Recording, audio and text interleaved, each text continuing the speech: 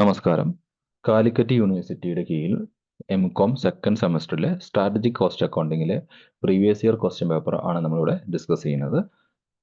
ഈ വീഡിയോയിൽ ഡിസ്കസ് ചെയ്യുന്നത് ഏപ്രിൽ 2021 സെറ്റ് ഓഫ് ക്വസ്റ്റ്യൻ പേപ്പറിൽ നിന്നും ഉള്ള ക്വസ്റ്റ്യൻസ് ആണ്. അതിലെ തിയറി ക്വസ്റ്റ്യൻസ് ആണ് നമ്മളിവിടെ ഡിസ്കസ് ചെയ്യുന്നത്. അതിൽ ഫസ്റ്റ് പാർട്ടായിട്ട് നമ്മൾ തിയറി ക്വസ്റ്റ്യൻസ് ആണ് ഡിസ്കസ് ചെയ്യുന്നത്. ഈ സെറ്റ് ഏപ്രിൽ 2021 ക്വസ്റ്റ്യൻസ് ആണ് കേട്ടോ. അതിൽ നിന്നുള്ള ക്വസ്റ്റ്യൻസ് ആണ്. ഓക്കെ. അപ്പോൾ ഇത് പാർട്ട് എയിൽ ചോദിച്ചിട്ടുള്ള ഒരു ക്വസ്റ്റ്യൻ ആണ് explain various techniques of costing എന്നുള്ളത്. ക്വസ്റ്റ്യൻ ടെക്നിക്സ് ആണ് ചോദിച്ചിട്ടുള്ളത്. പാർട്ട് എയിലായതുകൊണ്ട് ഇതൊക്കെ ഒരു എം.കോം സ്റ്റുഡൻസ് എന്ന നിലയിൽ നിങ്ങൾ ഇതിന് അത്യാവശ്യം എക്സ്പ്ലനേഷൻ കൊടുക്കുക. അപ്പൊ അതിൽ ഉൾക്കൊള്ളിക്കേണ്ട കാര്യങ്ങൾ എന്തൊക്കെയാണ്? ഒന്ന് അബ്സോർപ്ഷൻ കോസ്റ്റിംഗ്. എന്താണ് അബ്സോർപ്ഷൻ കോസ്റ്റിംഗ് കൂടെ കൊടുത്തിട്ടുണ്ട്. എന്താണ് this technique involve charging both variable and fixed cost to operations process and product. It is the oldest and widely used technique of ascertaining cost. Cost per unit remain the same only when the level of output remain the same. അപ്പോൾ absorption costing എന്ന് പറഞ്ഞെങ്കിൽ എന്താണ്? Variable and fixed cost എന്താണ് പ്രൊഡക്റ്റിലേക്ക് അല്ലെങ്കിൽ സർവീസസിലേക്ക് പ്രോസസ്സിലേക്ക് charge ചെയ്യുന്ന ഏറ്റവും എന്താണ് oldest ടെക്നിക്കാണ്, costing ടെക്നിക്കാണ് എന്ത് അബ്സോർപ്ഷൻ കോസ്റ്റിംഗ് എന്ന് പറയുന്നത്. ഇവിടെ കോസ്റ്റ് പെർ യൂണിറ്റ് റിമെയിൻ എപ്പോഴും ഒരുപോലെ നിലനിൽക്കുക എപ്പോഴാണ്? ഔട്ട്പുട്ടും ലെവൽ ഓഫ് ഔട്ട്പുട്ടും എന്താണ് സെയിം ആവുന്ന സാഹചര്യത്തിലാണ് എന്നാണ് പറയുന്നത്. അപ്പോൾ ഞാൻ പറഞ്ഞു സ്റ്റുഡൻസ് എന്ന നിലയ്ക്ക് ആവശ്യത്തിന് ഓരോരോ ക്വസ്റ്റ്യൻ അതിന്റെ മാർക്കിനനുസരിച്ച് നിങ്ങൾ എന്ത് ചെയ്യണം? എക്സ്പ്ലനേഷൻ കൊടുക്കണം. ഇത് ഒരു ഹിന്റ്, ഒരു എന്താ പറയാ ആൻസർ കീ എന്ന് പറയാം. അത്രമാത്രം ആയിട്ട് ഇതിനെ എടുത്താൽ മതി. Next marginal costing. Marginal costing എന്നാൽ എന്താണ്? In this technique only variable cost are charged to the product and fixed cost are written off against the contribution. It helps decision making by focusing on the impact of production volume on cost and profitability. Marginal costing എന്നുള്ള ഈ technique നമ്മൾ ഇവിടെ use ചെയ്യുന്നത് എന്തുമാത്രമാണ്? നമ്മുടെ പ്രൊഡക്റ്റിലേക്ക് charge ചെയ്യുന്നത് variable കോസ്റ്റിനെ മാത്രമാണ്. Fixed കോസ്റ്റിനെ നമ്മൾ കോൺട്രിബ്യൂഷനിൽ right of ചെയ്ത് കളയുന്ന ഒരു രീതിയാണ് നമ്മളിവിടെ യൂസ് ചെയ്യുന്നത്. അത് നിങ്ങൾക്കറിയാം, മാർജിനൽ കോസ്റ്റിംഗിൽ നമ്മൾ എന്താണ് പ്യുവർലി വാരിയബിൾ ആയിട്ടുള്ള ഒരു വാരിയബിൾ കോസ്റ്റിനെ മാത്രം കൺസിഡർ ചെയ്തുകൊണ്ട് കോസ്റ്റിംഗ് ഡിസിഷൻ എടുക്കുന്ന അല്ലെങ്കിൽ പ്രൈസിംഗ് ഡിസിഷൻ എടുക്കുന്ന ഒരു ടെക്നിക്കാണ് മാർജിനൽ കോസ്റ്റ് എന്ന് പറയുന്നത്. അതിൽ ഏറ്റവും വലിയൊരു ഇമ്പോർട്ടൻറ്റ് കൺസെപ്റ്റ് ആണ് കോൺട്രിബ്യൂഷൻ എന്ന് പറയുന്നത്. അറിയാലോ, സെയിൽസ് മൈനസ് വാരിയബിൾ കോസ്റ്റ് ആണ് കോൺട്രിബ്യൂഷൻ.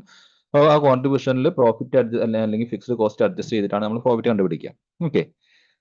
ഇനി ഹിസ്റ്റോറിക്കൽ കോസ്റ്റിംഗ് അടുത്തൊരു ടെക്നിക്കാണ്. എന്താണ്? Cost are ascertained only after the are incurred, making it useful for conducting post mortem examination of cost and for estimating future cost. Historical costing എന്ന് പറഞ്ഞാൽ cost incur ചെയ്തതിനു ശേഷം നമ്മൾ അതിന്റെ റെക്കോർഡ് ചെയ്യുന്ന ഒരു കോസ്റ്റിംഗ് ടെക്നിക്കാണ് ഹിസ്റ്റോറിക്കൽ കോസ്റ്റിംഗ് എന്ന് പറയുന്നത്. പോസ്റ്റ് മോർട്ടം എക്സാമിനേഷൻ എന്ന് പറയും. അതായത് നടന്നതിന് ശേഷം അതിന്റെ റീസൺ മനസ്സിലാക്കാൻ വേണ്ടിയിട്ടാണ് നമ്മൾ എന്തെങ്കിലും ഇപ്പോൾ ഒരു മരണം സംഭവിച്ചു കഴിഞ്ഞാൽ റീസൺ നടത്താൻ വേണ്ടിയിട്ടാണല്ലോ പോസ്റ്റ് മോർട്ടം ചെയ്യുന്നത്.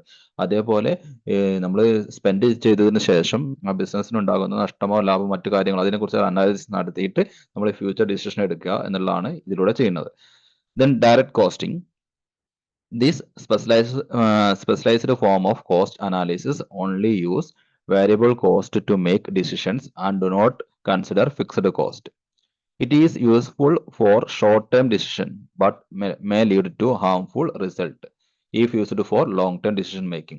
ഡയറക്റ്റ് കോസ്റ്റിംഗ് എന്ന് പറയുന്നത് അതൊരു സ്പെഷ്യലൈസ്ഡ് ഫോം ഓഫ് കോസ്റ്റിംഗ് തന്നെയാണ്. ഇതും എന്താണ്? വാരിയബിൾ കോസ്റ്റ് മാത്രമാണ് നമ്മൾ ഡിസിഷൻ മേക്കിംഗ് വേണ്ടി കൺസിഡർ ചെയ്യുന്നത്. ഫിക്സ്ഡ് കോസ്റ്റ് നമ്മൾ ഇവിടെയും കൺസിഡർ ചെയ്യാറില്ല. ഓക്കെ. ഈ ഒരു കോസ്റ്റിംഗ് ടെക്നിക്ക് യൂസ്ഫുൾ ആവുന്നത് എപ്പോഴാണ്? ഒരു ഷോർട്ട് ടൈം ഡിസിഷന് വേണ്ടിയിട്ടാണ്. ഒരു നമ്മൾ ലോങ് ടൈം ഡിസിഷന് ഡയറക്റ്റ് കോസ്റ്റിംഗിനനുസരിച്ച് ഡയറക്റ്റ് കോസ്റ്റിംഗ് മെത്തഡ് യൂസ് ചെയ്തിട്ട് നമ്മളൊരു ഡിസിഷൻ എടുക്കുകയാണെങ്കിൽ അത് ബിസിനസ്സിന് ചിലപ്പോൾ എന്തായിട്ട് മാറും? ഹാംഫുൾ ആയിട്ട് മാറുമെന്നാണ് പറയുന്നത്. ഓക്കെ. സ്റ്റാൻഡേർഡ് കോസ്റ്റിംഗ് അടുത്തത്. Predetermined cost for material, labor and overhead are used as a benchmark against which actual performance can be compared. Standard costing എന്ന് പറഞ്ഞാൽ നമ്മൾ എന്ത് ചെയ്യുന്നു? ഒരു നമ്മുടെ ഓർഗനൈസേഷൻ അവരുടെ ഉൽപ്പന്നം പ്രൊഡ്യൂസ് ചെയ്യാൻ വേണ്ടിയിട്ട് ഒരു സ്റ്റാൻഡേർഡ് ഫിക്സ് ചെയ്യുക. എന്നിട്ട് ആക്ച്വലുമായിട്ട് അതിനെ കമ്പയർ ചെയ്തിട്ട് വേരിയേഷൻസ് എന്തെങ്കിലും ഉണ്ടെങ്കിൽ വേരിയേഷൻസിനെ കുറിച്ച് പഠിക്കുക, വേരിയേഷൻസ് കൺട്രോൾ ചെയ്യാൻ നോക്കുക. ഇതൊക്കെയാണ് ഈ സ്റ്റാൻഡേർഡ് കോസ്റ്റിംഗ് ടെക്നിക്കിലൂടെ നമ്മൾ പ്രധാനമായിട്ടും ലക്ഷ്യം വെക്കുന്നത്. ഇത്രയും ടെക്നിക്സ് ആണ് നമ്മൾ ഒരു പാർട്ട് എ ക്വസ്റ്റ്യൻ എന്ന നിലയ്ക്ക് നിങ്ങൾക്ക് ചോദിക്കുന്ന സമയത്ത് നിങ്ങൾ ആൻസറിൽ ഉൾക്കൊള്ളിക്കേണ്ടത്. പിന്നെ മതിയായ എക്സ്പ്ലനേഷനും എക്സാമ്പിൾസും ഒക്കെ കൊടുക്കാൻ പറ്റുമെങ്കിൽ അതൊക്കെ കൊടുക്കുക. ദെൻ അടുത്ത distinction between relevant cost and irrelevant cost. Relevant കോസ്റ്റും ഇറലവന്റ് കോസ്റ്റും എന്താണ്? ഇതും പാർട്ട് എയിൽ ചോദിച്ചിട്ടുള്ള ക്വസ്റ്റ്യൻ ആണ്. അപ്പോൾ ആൻസർ കീ ആയിട്ട് എടുക്കാവെന്ന് പറഞ്ഞു. ഞങ്ങൾ എം.കോം സ്റ്റുഡൻസ് ആണ്. അപ്പോൾ അതിനനുസരിച്ചുള്ള എക്സ്പ്ലനേഷൻ അതിനകത്ത് വരണം. ഓക്കെ. അപ്പോൾ റെലവന്റ് കോസ്റ്റ് എന്താണ് എന്നുള്ള അറിയാൻ വേണ്ടിയിട്ട് ഇവിടെ കൊടുത്തിട്ടുണ്ട്. നോക്കുക. Relevant cost are those that affect a decision while irrelevant cost do not impact the decision making process. അത് നമ്മുടെ ഒരു മാനേജ്മെന്റിന്റെ ഡിസിഷൻ മേക്കിംഗ് പ്രോസസ്സിനെ അഫക്റ്റ് ചെയ്യുന്ന ഒന്നാണെങ്കിൽ അതിനെ റെലവന്റ് കോസ്റ്റ് എന്നും, ഡിസിഷൻ മേക്കിംഗ് പ്രോസസ്സിൽ വലിയൊരു ഇമ്പാക്റ്റ് ഇല്ലാത്ത ഒന്നാണെങ്കിൽ അതിന് ഇറലവന്റ് കോസ്റ്റ് എന്നും പറയും. Okay, relevant cost are future oriented and differ between alternatives while irrelevant cost are historical cost and do not vary between choices. അപ്പൊ എന്താണ് റെലവന്റ് കോസ്റ്റ് എന്ന് പറഞ്ഞെങ്കിൽ അത് ഫ്യൂച്ചർ ഓറിയന്റഡ് ആണ്. അതിലുള്ള ഓരോന്നും എന്താണ് ആൾട്ടർനേറ്റീവ്സിൽ എന്താണ് ഡിഫറൻസ് ഉണ്ടാവും എന്നാ പറഞ്ഞത്. ഇറലവന്റ് കോസ്റ്റ് എന്ന് പറഞ്ഞാൽ ഹിസ്റ്റോറിക്കൽ ആണ്. അത് അത്ര എന്താണ് ഹിസ്റ്റോറിക്കൽ കോസ്റ്റ് നമ്മൾ ഓൾറെഡി ഹാപ്പൻ ചെയ്താന്ന് പറഞ്ഞല്ലോ, അത് അത്ര ഇമ്പോർട്ടന്റ് ആയിട്ടുള്ള കാര്യമല്ല. Do not vary between choices മാറുന്നതനുസരിച്ചിട്ട് കോസ്റ്റിൽ എന്തുണ്ടാവാൻ സാധ്യതയില്ല, ചേഞ്ചസ് ഉണ്ടാവാനും സാധ്യതയില്ല. ഓക്കെ, ഇനി what is equivalent production, how it is computed. അതായത് നമ്മുടെ ഇതിൽ വരുന്നതാണ് പ്രോസസ് കോസ്റ്റിംഗിൽ വരുന്ന ഒരു കൺസെപ്റ്റാണ് ഇക്വലന്റ് പ്രൊഡക്ഷൻ എന്ന് പറഞ്ഞത്. അതെങ്ങനെ കമ്പ്യൂട്ട് ചെയ്യാം ചോദിച്ചിട്ടുണ്ടായിരുന്നു ആ സെറ്റ് ഓഫ് ക്വസ്റ്റ്യനിൽ. നോക്കുക എന്താണ് equivalent production. Equivalent production refers to the process of converting partially completed unit into equivalent number of fully completed unit for cost accounting purpose. അതായത് ഒരു പെർട്ടിക്കുലർ പീരീഡിൽ കംപ്ലീറ്റ് ആവാത്ത പ്രൊഡക്ഷൻ പ്രോസസ് കംപ്ലീറ്റ് ആവാത്ത unit ഉണ്ടായിരിക്കും. ആ യൂണിറ്റിനെ അതിന്റെ ഡിഗ്രി ഓഫ് കംപ്ലീഷന്റെ അടിസ്ഥാനത്തിൽ അതിനെ ഈക്വലന്റ് കംപ്ലീറ്റഡ് യൂണിറ്റ് ആയിട്ട് കൺവേർട്ട് ചെയ്യുന്നതിനെയാണ് ഈക്വലന്റ് പ്രൊഡക്ഷൻ എന്നതുകൊണ്ട് ഉദ്ദേശിക്കുന്നത്. Okay, this is necessary when there are incomplete unit in the production process at the end of a period. ഇത് എപ്പോഴാണ് നമ്മൾ യൂസ് ചെയ്യുന്നത്? നമ്മുടെ പ്രൊഡക്ഷൻ പ്രോസസ്സിന്റെ എൻഡിൽ ഇൻകംപ്ലീറ്റ് യൂണിറ്റ് ഉണ്ടാവുമ്പോഴാണ് നമ്മൾ എന്ത് കമ്പ്യൂട്ട് ചെയ്യുന്നത്? ഇക്വലന്റ് പ്രൊഡക്റ്റ് യൂണിറ്റ് കമ്പ്യൂട്ട് ചെയ്യുന്നത്. Okay, the degree of completion for each element of cost such as material, labor and overhead need to be ascertained. അപ്പൊ നമ്മൾ ഈക്വലന്റ് പ്രൊഡക്റ്റ് യൂണിറ്റ് കമ്പ്യൂട്ട് ചെയ്യണമെങ്കിൽ നമുക്ക് എന്ത് അറിഞ്ഞിരിക്കണം? നമ്മുടെ എലമെന്റ് ഓഫ് കോസ്റ്റ്, ഓരോ 3 element ഉണ്ടല്ലോ, ആ 3 എലമെന്റ് ഓഫ് കോസ്റ്റിലെയും ഡിഗ്രി ഓഫ് കംപ്ലീഷൻ എത്രത്തോളം ഉണ്ട് നമുക്ക് അറിയണം. അതിന്റെ അടിസ്ഥാനത്തിലാണ്, ഡിഗ്രി ഓഫ് കംപ്ലീഷന്റെ അടിസ്ഥാനത്തിലാണ് നമ്മൾ ഈക്വലന്റ് യൂണിറ്റ് കമ്പ്യൂട്ട് ചെയ്യുന്നത്. ഇപ്പൊ നമ്മൾ പഠിച്ച തിയറി പ്രോബ്ലംസ് ഒക്കെ പഠിച്ചതാണ്. Okay, then for example if there are 2 unit each 50% complete, they would be treated as equivalent to one fully completed unit. 2 unit ഉണ്ടെന്ന് വിചാരിക്കുക, പ്രൊഡക്ഷൻ കംപ്ലീറ്റ് ആവാത്ത 2 യൂണിറ്റ് ഉണ്ട്. 2 യൂണിറ്റ് 50% കംപ്ലീറ്റ് ആയിട്ടുണ്ടെങ്കിൽ നമ്മൾ അതിന്റെ ഈക്വലന്റ് യൂണിറ്റ് ആയിട്ട് എന്താക്കും? 2ന്റെ 50%, 50% കൂടുമ്പോൾ 1 അല്ലെ, ഒരു ഫുൾ യൂണിറ്റ് ആയിട്ട് അതിനെ treat ചെയ്യുന്നുള്ളതാണ്. Okay, the computation of equivalent production is essential for accurately determining cost per unit and evaluating the overall production process. Okay, ഇനി അടുത്ത ക്വസ്റ്റ്യൻ നോക്കുക. Define cost object, cost driver. Cost driver എന്താണ്, cost object എന്താണ്? ഇത് നമുക്ക് നമ്മുടെ എന്താണ് activity based costing എന്നുള്ള ആ ഒരു ചാപ്റ്ററാണ് നമ്മൾ കോസ്റ്റ് ഒബ്ജക്റ്റിനെ കുറിച്ചും കോസ്റ്റ് ഡ്രിവറിനെ കുറിച്ചും ഒക്കെ പഠിക്കുന്നത്. അപ്പോൾ അതിനെക്കുറിച്ച് ചെറിയൊരു നോട്ട് ഇവിടെ കൊടുത്തിട്ടുണ്ട്, നോക്കുക. Cost object as anything for which a separate measurement of cost is desired, such as product, a service, a customer, a project, or a department. It serves as the basis for calculating cost and can be used for pricing product or service. Okay, then cost driver എന്ന് പറഞ്ഞാലോ, according to this cost driver is any element that cause change in the cost of an activity. It can be used to trace cost to product by measuring the resource consumed by each activity. For example, the frequency of order or the number of order can be a cost driver for the customer order processing activity.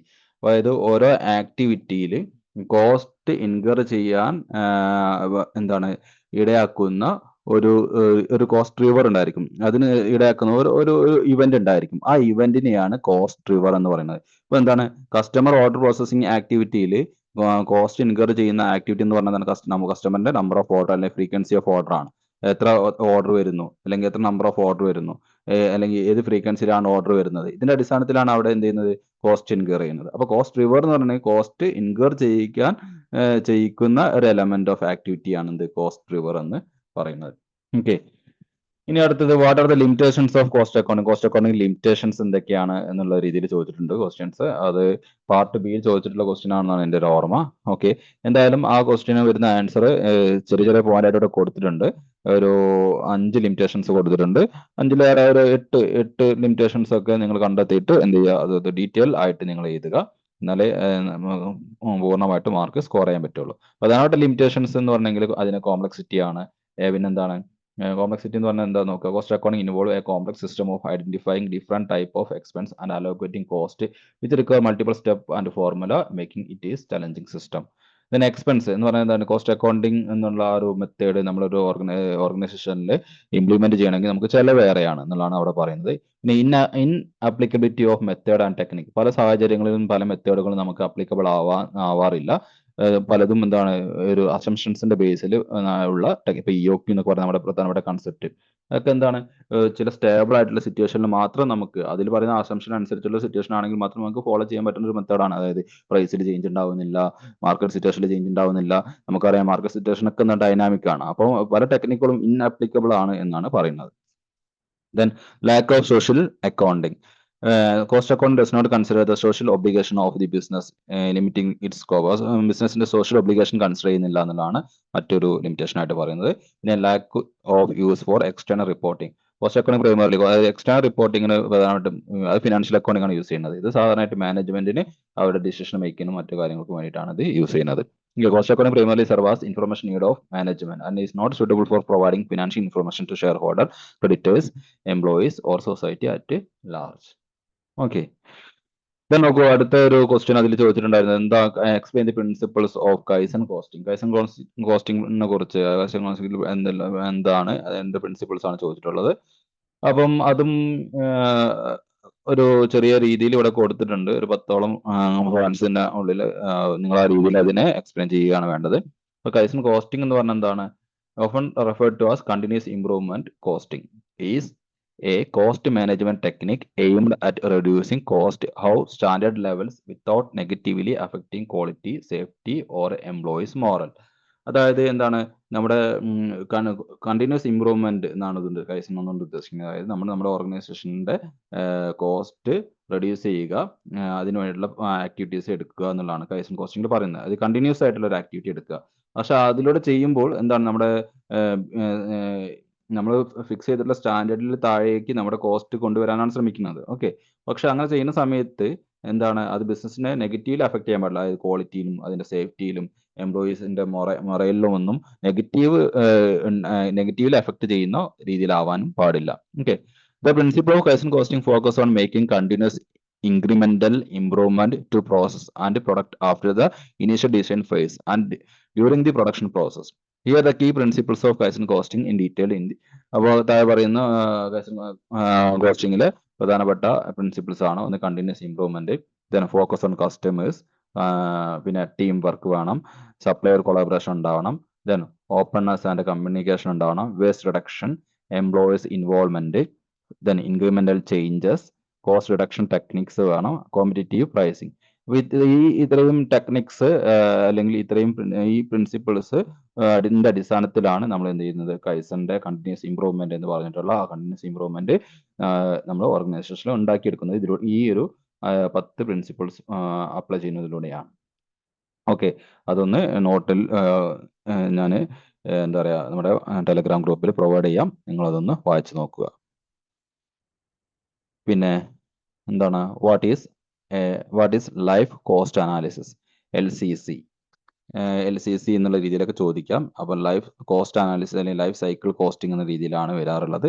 എന്താണ് life cost analysis? Also known as life cycle costing is a technique to assess the total cost of ownership of a product, process or system over its entire lifespan. അതായത് നമ്മുടെ ഒരു product ഉൽപ്പാദിപ്പിക്കുവാൻ അല്ലെങ്കിൽ എന്താ ഒരു പ്രോസസ്സിന് അതിന്റെ entire ലൈഫിൽ വരുന്ന total കോസ്റ്റിനെ വിളിക്കുന്ന പേരാണ് ലൈഫ് കോസ്റ്റ് അനാലിസിസ് അല്ലെങ്കിൽ എന്താണ് ലൈഫ് സൈക്കിൾ കോസ്റ്റിംഗ് എന്നതുകൊണ്ട് ഉദ്ദേശിക്കുന്നത്. ദീസ് ഇൻക്ലൂഡ് ഇനീഷ്യൽ കോസ്റ്റ്, അത് എന്തെല്ലാം ചേർന്നാണ് ഇനീഷ്യൽ കോസ്റ്റ് ഉണ്ടാവും.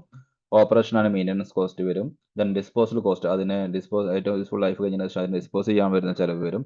End of its useful life, അതായത് ചുരുക്കി പറഞ്ഞിട്ടുണ്ടെങ്കിൽ ഒരു മെഷീൻ വാങ്ങുമ്പോൾ വരുന്ന ചിലവ്, ആ മെഷീൻ ഓപ്പറേറ്റ് ചെയ്യുന്ന സമയത്തുള്ള ചിലവ്, പിന്നെ ആ മെഷീൻ്റെ ലൈഫ് പീരീഡ് യൂസ്ഫുൾ ലൈഫ് കഴിഞ്ഞതിന് ശേഷം അതിനെ ഡിസ്പോസ് ചെയ്യുമ്പോൾ വരുന്ന ചിലവ്, ഇതെല്ലാം ചേർന്നതാണ് അതിന്റെ ലൈഫ് കോസ്റ്റ് എന്ന് പറയുന്നത്. Okay, the purpose is to make more informed financial decision by considering the long term cost implication rather than just initial purchase price.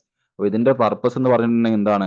നമ്മളൊരു അസറ്റ് വാങ്ങുന്ന സമയത്ത് അതിന്റെ ഇനിഷ്യൽ പ്രൈസ് മാത്രമല്ല, അതിന് ലോങ് ടൈമിൽ നമുക്ക് എന്തെല്ലാം അതുമായി ബന്ധപ്പെട്ടിട്ടുള്ള എക്സ്പെൻസുകൾ വരാൻ സാധ്യതയുണ്ട്, അതൊക്കെ നമ്മൾ എന്ത് ചെയ്യുക, നമ്മുടെ ഫിനാൻഷ്യൽ ഡിസിഷൻ എടുക്കുന്ന സമയത്ത് കൺസിഡർ ചെയ്യാൻ വേണ്ടിയിട്ടാണ് ഈ ലൈഫ് കോസ്റ്റ് അനാലിസിസ് ചെയ്യുന്നത്.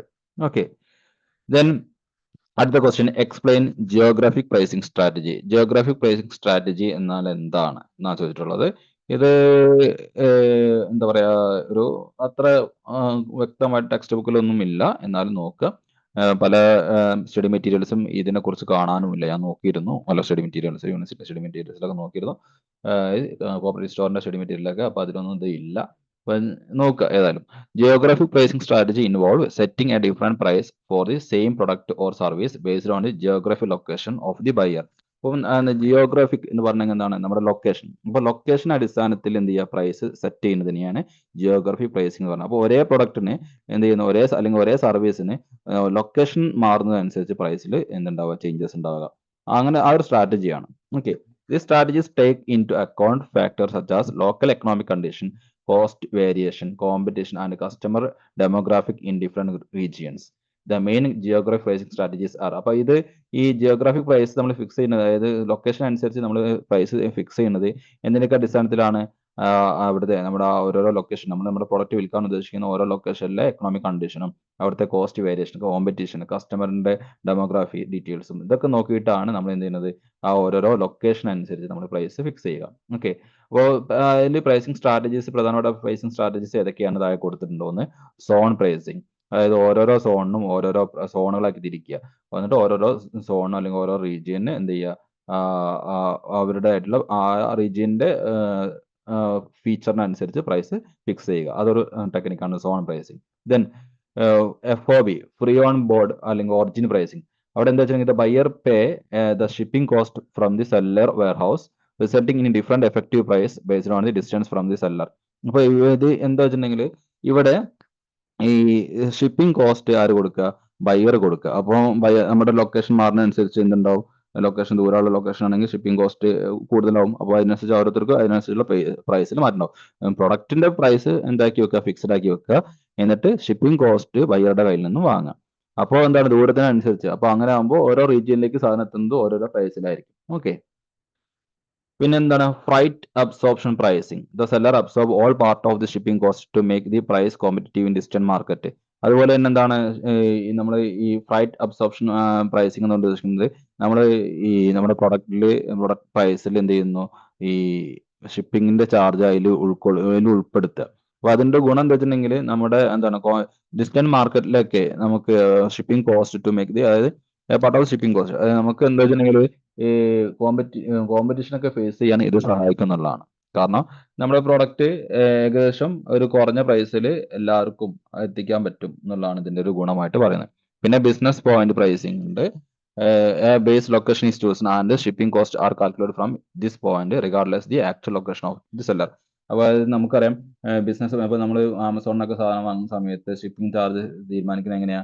നമ്മുടെ പിൻകോഡ് അടിച്ചു കൊടുക്കുക. പിൻകോഡ് അടിച്ചു കൊടുത്തിട്ട് പിൻകോഡിന്റെ ഉള്ളിൽ എത്രയോ ഒരുപാട് സ്ഥലം അതിനകത്തുണ്ടാവും.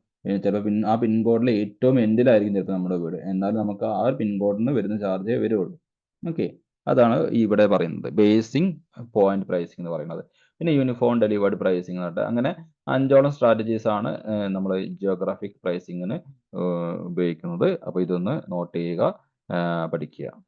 ദെൻ അടുത്ത ക്വസ്റ്റ്യൻ, ഇത് പാർട്ട് ബിയിൽ ചോദിച്ചിട്ടുള്ള ക്വസ്റ്റ്യൻ ആണെന്ന് എൻ്റെ ഒരു ഓർമ്മ. നോക്കുക, cost may be classified in variety ways according to their nature and the information need of the management. Explain. അപ്പോൾ കോസ്റ്റ് നമുക്ക് അതിന്റെ സ്വഭാവത്തിനും അതിന്റെ മാനേജ്മെന്റിന്റെ ഇൻഫർമേഷൻ ആവശ്യത്തിനനുസരിച്ച് നമ്മൾ കോസ്റ്റ് എന്ത് ചെയ്യുന്നുണ്ട്, പല രീതിയിൽ ക്ലാസിഫൈ ചെയ്യുന്നുണ്ട്.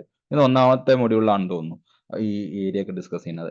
അപ്പം ഇവിടെ പറയുന്നത് എന്താ വെച്ചിട്ടുണ്ടെങ്കിൽ കോസ്റ്റ് നമ്മൾ പല രീതിയിൽ പല വേയിൽ ക്ലാസിഫൈ ചെയ്യുന്നത്. ബേസിസ് ഓഫ് ബിഹേവിയർ, നേച്ചർ, പിന്നെന്താണ് വേരിയബിലിറ്റി, അങ്ങനെ. അപ്പോൾ ആ ചുരുക്കി പറഞ്ഞിട്ടുണ്ടെങ്കിൽ ഇങ്ങനെ ഇതൊരു സ്റ്റേറ്റ്മെന്റ് ആണ് തന്നിട്ടുള്ളത്. ഈ സ്റ്റേറ്റ്മെന്റ് എക്സ്പ്ലെയിൻ ചെയ്യാൻ പറയുന്നത്. ചുരുക്കി പറഞ്ഞാൽ എന്താണ്, കോസ്റ്റ് ക്ലാസിഫിക്കേഷൻ ഏതൊക്കെ തരത്തിൽ വരുന്നുണ്ട് അതിന്റെ എക്സ്പ്ലനേഷൻ ആണ് കൊടുക്കേണ്ടത്. അത് പാർട്ട് ബി ക്വസ്റ്റ്യൻ ആകുമ്പോൾ നല്ല രീതിയിൽ എക്സ്പ്ലെയിൻ ചെയ്യണം കേട്ടോ.